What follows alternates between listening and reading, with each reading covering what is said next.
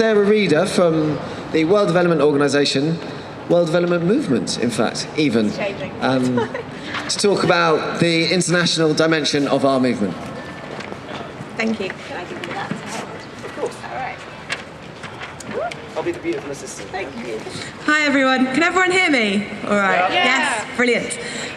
It's really amazing to see so many people here and to be transforming this space into a really beautiful farmers market.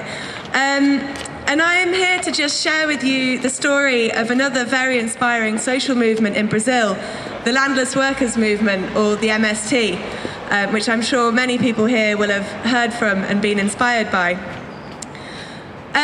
So 2 months ago, I was in Brazil for the MST's 6th National Congress, and over 16,000 of their members, they have 1.5 million members across Brazil, 16,000 of them gathered in Brasilia for a week of debates and discussions and a massive march to really kind of launch their programme for a popular agrarian reform, which is what Humphrey is holding here. The MST, they emerged as a response to the problem of land concentration in Brazil.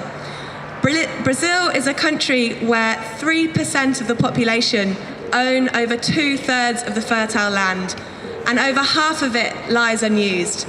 So the MST, 30 years ago, about 80 people gathered to kind of reclaim the land and transform it into productive agricultural cooperatives and farmland. Since then, they have managed to reclaim legal farms for over 300,000 families. So that's thousands of people across Brazil whose lives have been transformed through occupying unused land and turning it into something productive. But I think it's important to remember why on the 17th of April, millions of people around the world are celebrating present struggles. And it's because on this day in 1996, during a peaceful demonstration where the MST were trying to recover an area of land, the Brazilian military police opened fire on them, killing 19 peasants and injuring 69 more. And the memories of the massacre of Carajás are still really felt throughout the movement, but across peasant struggles around the world. It was a big theme of the Congress and a constant reminder that the struggle for land and for a better food system isn't without repression and violence. Sorry. So, as well as physical violence, the Landless Workers Movement also faces a very aggressive media campaign against them. They've been completely demonized by the Brazilian media, with national papers printing kind of outrageous articles about them. And so it's really important that we give them solidarity and that we share the story of their struggle and try and put out the kind of different message to what the mainstream media is trying to tell us. However, despite repression and kind of being demonized by the media, the MST continues to grow, and they're still having a really incredible political impact on Brazil's agricultural politics. So, for example, during the Congress, we went on a march from the Congress to the presidential palace, and there are about 15,000 of us, which is probably the biggest march I've ever been on in my life. But when we got to the palace, it was completely surrounded by military police who were very quick to use tear gas and rubber bullets against the MST to try and provoke the crowds. However, less than 24 hours after the march took place, President Dilma invited the MST's National Coordinating Committee to meet with her.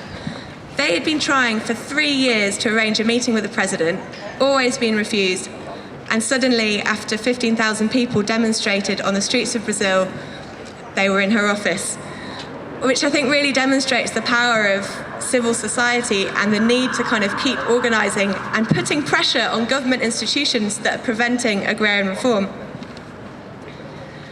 So at the time that the MST started, and around the time of the massacre, the biggest threat to the movement were the landowners and the hired security and the military police.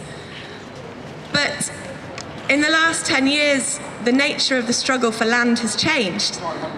And the launch of this new popular agrarian reform kind of reflects this. The biggest struggle the MST is now facing is the power of financial capital and the multinational corporations that are pushing intensive pesticide use, creating green deserts of soya and sugar cane plantations across Brazil, taking control of seeds and pushing genetically modified seeds and vegetables on the Brazilian population. And these are the same struggles that I think farmers face everywhere. Our government right now is helping corporations like Unilever take control of African land, resources and labour through sham initiatives like the New Alliance for Food Security and Nutrition.